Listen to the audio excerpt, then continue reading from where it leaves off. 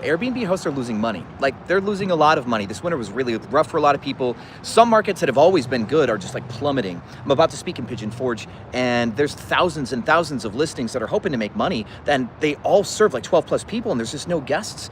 It's really rough. So I want to talk to you guys about what you can do to maybe stay in business, if it's at all possible. And there's one big secret here that we don't talk about enough, which is Airbnb's algorithm favors listings that make them money. And every market will always have some travelers, but the main problem here is that there's too much supply in a lot of markets now, right? Post-COVID, everybody's like easy money, and all these investors came in and threw good money into great properties. And a lot of the older hosts have smaller properties, more quaint listings, still nice listings, but they just don't pop the same way that these new investors have created their inventory. And Airbnb's algorithm is designed to give Airbnb guests the best experience first time, to give them the best quality product. And there's a psychological trick that I've learned that applies to Airbnb guests, which is they will max out their quality for their budget. And what I mean by this, guys, if you're an Airbnb host and your listing is $300 and somebody else's is $370 and their listing is barely better than yours, somebody will spend the $370 if it's in their budget because theirs is barely better. People will max out the money they spend to maximize the total value they'll get, even if the value trade isn't as good. Isn't that nuts? So what we all need to do in 2025 is we need to refresh our listings. This sounds like simple advice, but it's really not. You'll need to do some market research in your markets and find out what listings are best in your market, what is most favored, and what the level of quality is. And you'll need to attack that level of quality. And I mean, attack the mass level of quality, not just an individual listing. So what I mean is, let's imagine in slow season, you're gonna have like 100 customers in slow season, and there's 10,000 listings, right? Well, then you need to be in the top 100 listings.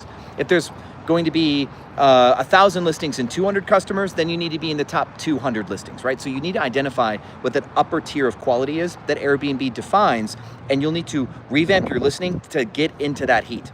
And I will say another caveat, for some of you in really big markets, there are tiers to this. Like, so for example, all the listings that have hot tubs might be $500 a night plus, right? All the listings without hot tubs might be a little lower. All the listings that are in high rises are $250 a night plus. Everything that's non-high rise is lower, right? If you can identify these quality tiers, you can take advantage of quality tiers. I teach my students in slow season, if you have a hot tub, just preemptively drop your price into the non-hot tub tier and you'll get booked right away. You'll be like the only listing in slow season with a hot tub at that price. And you've now attacked a lower tier by becoming a value listing in that tier where no one can compete with you, for example. So I have a playlist in the description of this video on interior design. And I want you guys to watch the videos in this playlist, and I want you to apply the lessons that I'm teaching you about eye candy and contrast, and even just the little gimmicks that you could put in your home to make it feel more like a home. And that way you can get to the top of that bracket, right? And even if you're a value listing where your like price is normally lower, you can raise your price then to compete with these competitors. You'll make more money in season because you can then max out the dollar you charge because you're up there with everybody else. And then because you understand pricing strategy, because you watch this channel, you can preemptively lower your price going into slow season to make sure that you're the first booked, okay?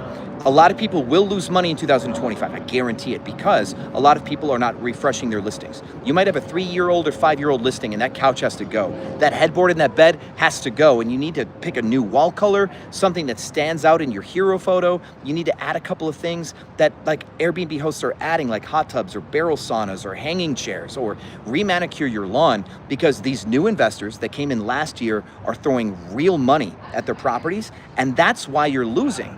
You're losing money because guests have better places to put their money.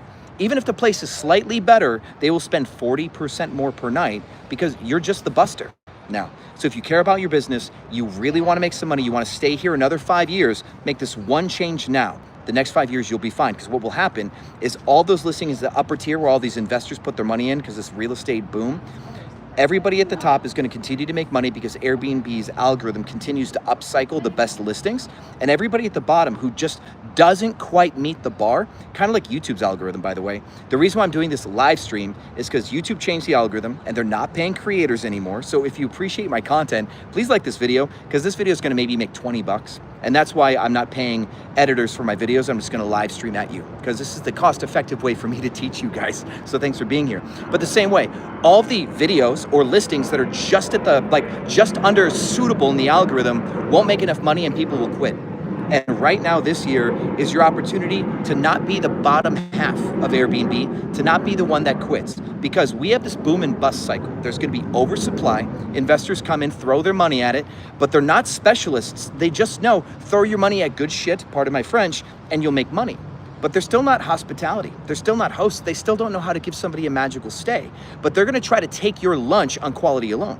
If you can survive this investment or injection of new quality and still be a good host, then when there's a washout, there'll be less listings, yours and these investors, and then everybody will make a ton of money again. You'll have a good season, and then more idiots will come in and invest more money. And this boom and bust cycle is wherever people think money is, they'll come and race and invest in Airbnb.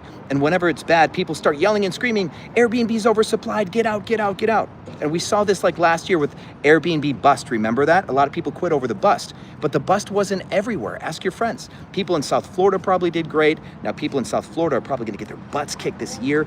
And if you stay the course with quality, like refresh your listings, like I say, you'll be on the other end of it in 18 months, laughing all the way to the bank.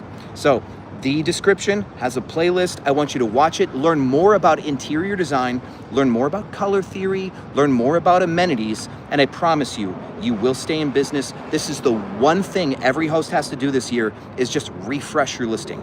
That's it. Get up to quality, and I'll see you guys on the other side.